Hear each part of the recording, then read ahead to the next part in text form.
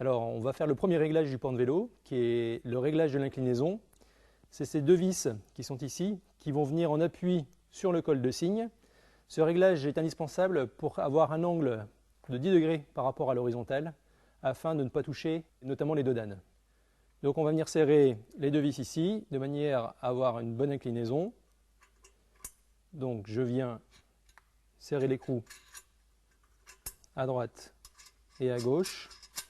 Bien s'assurer que les deux vis ont la même longueur de part et d'autre pour empêcher que le produit ne soit déséquilibré, ne penche d'un côté ou de l'autre. Réessayez sur la boule jusqu'à temps que vous obteniez une inclinaison de 10 degrés en jouant sur la longueur. Si le porte-vélo est trop bas ou trop haut, augmentez ou diminuez la longueur de la vis. Enfin, une fois l'inclinaison déterminée et correcte, effectuez le serrage par l'écrou de contre-serrage des deux côtés.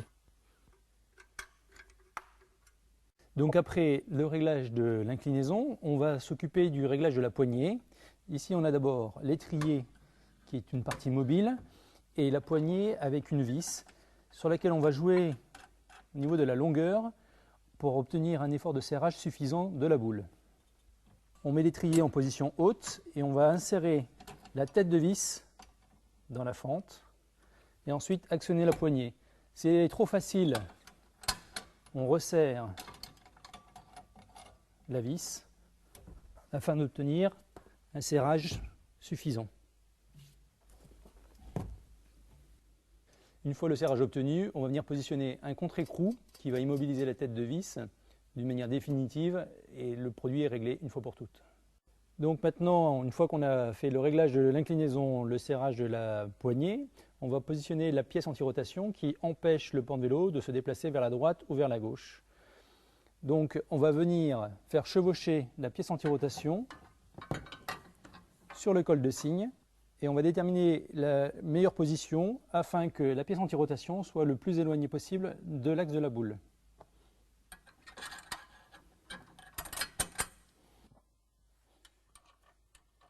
Il faut bien plaquer la pièce anti-rotation sur le col de cygne.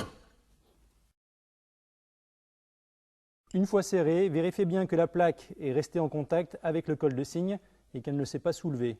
Donc une fois le serrage terminé, vérifiez que le porte-vélo ne bouge pas ni vers la droite ni vers la gauche. Donc voilà, nous avons réglé le porte-vélo. Maintenant je vais vous montrer la façon dont il faut poser le vélo et son sanglage.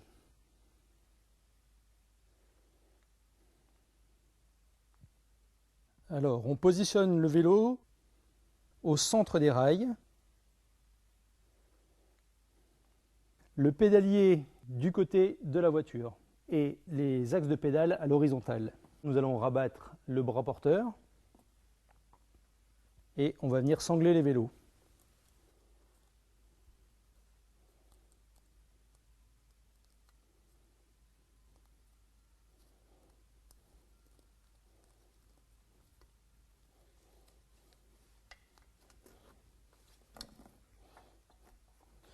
Ensuite, on vient sangler la roue avant, bien centrer la roue par rapport à sa position dans le rail.